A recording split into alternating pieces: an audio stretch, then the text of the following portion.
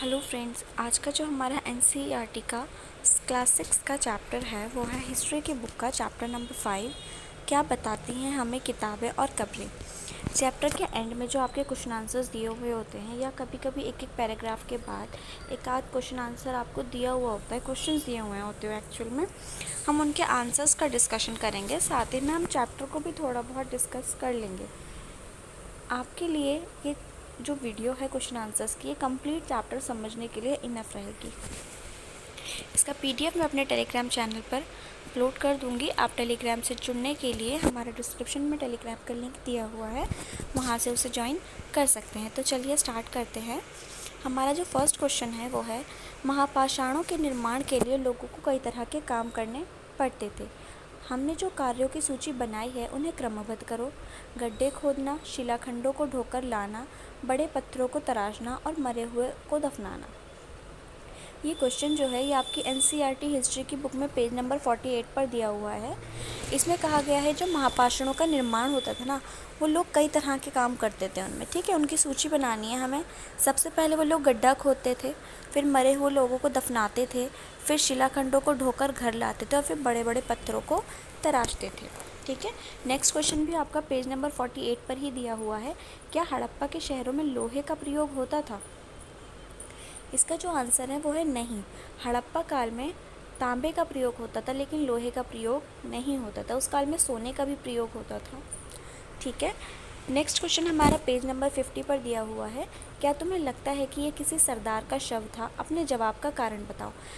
इस क्वेश्चन से पहले आपका एक पैराग्राफ दिया होगा जिसमें डिटेल में इस बारे में बताया गया होगा, ठीक है।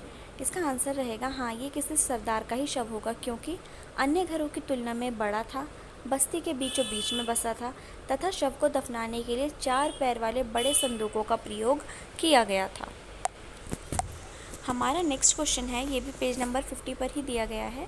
तुम्हारे अनुसार शरीर के बारे में उन्होंने इतनी विस्तृत जानकारी कैसे इकट्ठा की होगी? शायद वैद्य चरक ने किसी व्यक्ति के मृत शरीर की चीरफाड़ करके ये जानकारी एकत्रित की होगी।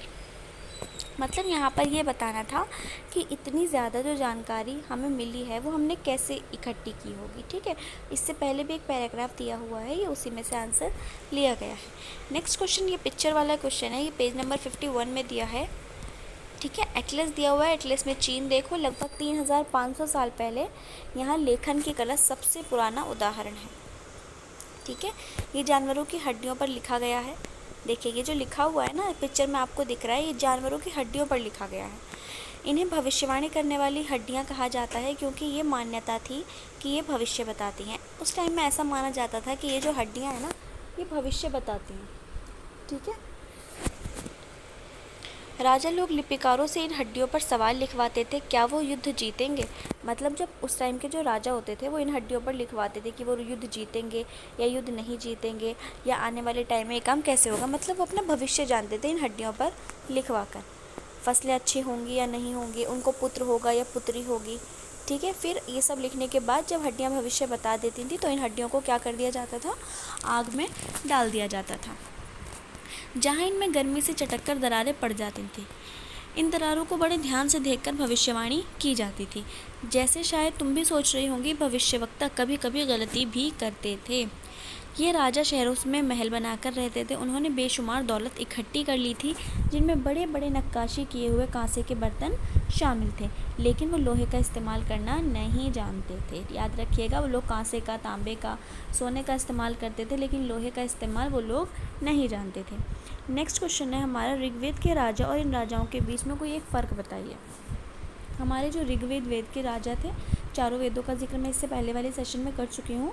हमारे जो ऋग्वेद के राजा थे वो और जो ये वाले राजा हैं, इन दोनों के बीच हमें क्या करना है? कंपैरिजन करना है, दोनों के बीच एक डिफरेंस बताना है।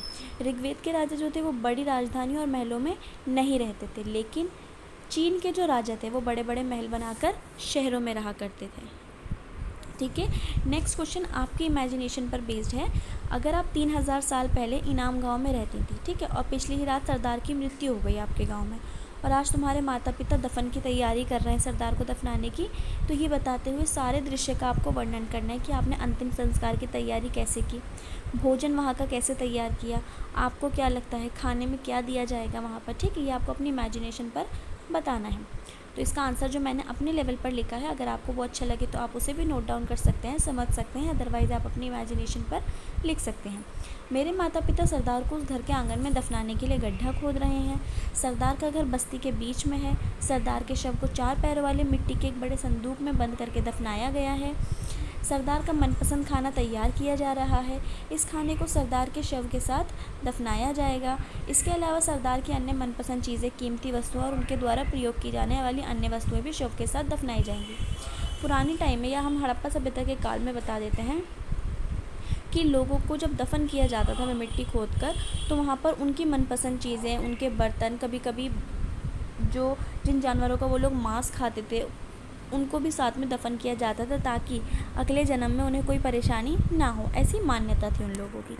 अब हम जो उन क्वेश्चंस का वर्णन करते हैं, उन क्वेश्चंस का जिक्र करते हैं, या उन क्वेश्चंस के बारे में डिस्कशन करते हैं जो चैप्टर के एंड में दिए होते हैं। पहला क्वेश्चन है, निम्नलिखित को सम्मेल कीजिए। मतलब यहाँ पर हमें मैचिंग करनी है। सूक्त, सूक्त किसे कहा जाता है? सूक्त कहा जाता है एक वर्ड को, वो वर्ड जो अच्छी तरह से बोला गया हो। रथ कहा जाता है जो युद्ध में प्रयोग किए जाते हैं। रथ का मतलब तो आप सबने पढ़ा होगा ना, हिंदी में क ख ग सीखते टाइम रथ, घोड़ा गाड़ी, ठीक है। यज्ञ, यज्ञ का मतलब होता है अनुष्ठान। पुराने टाइम में जो राजा होते थे या महाराजा होते थे, वो पुत्रों की प्राप्ति के लिए या युद्ध में जीतने के लिए अनुष्ठान कराया करते थे। दास, दास गुलामों को कहा जाता है, नौकर को कहा जाता है। और महापाषाण का मतलब होता है सजाए गए पत्थर। नेक्स्ट क्वेश्चन पर चलते हैं। नेक्स्ट क्वेश्चन है हमारा, वाक्यों को पूरा कीजिए। डैश के लिए दासों का इस्तेमाल किया जाता था। दासों का इस्तेमाल क्यों किया जाता था? जाहिर सी बात है, दास हमारी क्या करते हैं? सेवा करते हैं। तो जो मालिक होता है, मालिक की सेवा करने के लिए दासों का इस्तेमाल किया जाता था। डैश में महापाषाण पाए जाते हैं। अब महापाषाण कहाँ पाए जाते हैं? महापाषाण का क्या मतलब होता है? सजाए गए पत्थर। तो महापाषाण हमारे दक्कन, दक्षिणी भारत, उत्तर पूर्वी भारत और कश्मीर में पाए जाते हैं। थर्ड है, ज़मीन पर गोले में लगाए गए पत्थर या चट्टान डैश का काम करते थे। देखिए, ज़मीन पर जो गोले के अंदर पत्थर या चट्टानें लगाई जाती थी, वो किस चीज़ का काम करते थे? तो वो चिन्हों का काम करते थे, यानी सिंबल्स, किसी तरह के सिंबल्स दर्शाते थे। नेक्स्ट क्वेश्चन है हमारा, पोर्ट होल का इस्तेमाल डैश के लिए होता था। जो पोर्ट होल होता है उसका इस्तेमाल क्यों होता था? उसका इस्तेमाल होता था पत्थरों से बने हुए कमरे में जाने के लिए। इनाम गांव के लोग डैश खाते थे। जो इनाम एक गांव का नाम है, वहाँ के लोग क्या खाते थे? अनाज, फल और मांस। नेक्स्ट क्वेश्चन है हमारा, आज हम जो किताबें पढ़ते हैं वो ऋग्वेद से कैसे अलग हैं? ठीक है, आज हम जो किताबें पढ़ते हैं वो लिखी गई होती हैं, छापी गई होती हैं, लेकिन ऋग्वेद का उच्चारण और श्रवण किया जाता था। ठीक है, मतलब उसे सुना जाता था और बोला जाता था। आज की किताबें तो हम पढ़ते हैं ना, ऋग्वेद की रचना के सदियों बाद इन्हें लिखा गया था। ऋग्वेद छपने का काम मुश्किल से 200 साल पहले हुआ। हमारी जो बुक्स हैं वो अभी बाइंड की जाती हैं, पब्लिश की जाती हैं, उसके बाद हम उन्हें पढ़ते हैं, लेकिन जो ऋग्वेद था वो हाथ से लिखा गया था। लगभग 200 साल बाद उसको छापा गया था। वो पहले हस्तलिखित पुस्तक थी एक। ठीक है, नेक्स्ट क्वेश्चन है हमारा, पुरातत्वविद कब्रों में दफनाए गए लोगों के बीच सामाजिक अंतर का पता कैसे लगाते हैं? तो जो पुरातत्वविद हैं वो दफनाए गए लोगों की कब्रों से प्राप्त वस्तुओं के आधार पर, जैसे अभी हमने बताया पुराने टाइम में जब लोगों को दफनाया जाता था तो उनके साथ कुछ चीज़ें दफना दी जाती थी। अब जब पुरातत्वविद खोज कर रहे हैं तो वो उन वस्तुओं के हिसाब से लोगों को पता लगवाते हैं कि वो महाराजा था या कोई दास था या कोई कृषक था। ठीक है, दास या दासी वो स्त्री और पुरुष होते हैं जिन्हें राजा द्वारा युद्ध में बंदी बना लिया जाता था। अब दास या दासी कैसे बनते हैं लोग? तो ये वो लोग होते हैं जब युद्ध के टाइम जिन लोगों को बंदी बना लिया जाता है या युद्ध में हार गए होते हैं, तो उन लोगों को राजा महाराजा दास बना लिया करते थे।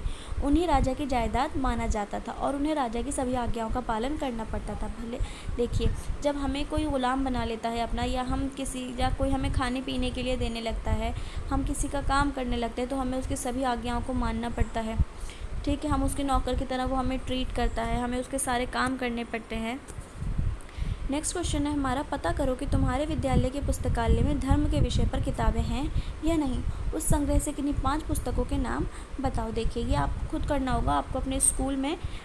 ठीक है, लाइब्रेरी जो होती है, लाइब्रेरी में पता करना होगा कि धर्म से रिलेटेड वहाँ कौन कौन सी पुस्तकें हैं भी या नहीं हैं। अगर हैं तो उनके नाम आपको कॉपी में लिखने होंगे। ये बाकी 2 क्वेश्चंस भी आपकी अपनी मेमोरी पर, आपके इमेजिनेशन पर, आपके एक्सपीरियंस पर बेस्ड हैं, आपको ये खुद करने होंगे। ठीक है, अगर इस सेशन से रिलेटेड आपको क्वेश्चन आंसर से रिलेटेड कोई भी कन्फ्यूजन हो तो आप कमेंट सेक्शन में पूछ सकते हैं। अगर छोटी सी वीडियो आपको ये इंपॉर्टेंट चीज़ें पसंद आई हो तो प्लीज़ लाइक और शेयर ज़रूर कीजिएगा। चैनल को सब्सक्राइब करना मत भूलिएगा ताकि नेक्स्ट चैप्टर्स की या नेक्स्ट सेशंस की वीडियोज़ आप तक जल्द से जल्द पहुँच सकें। Thank you. Have a nice day.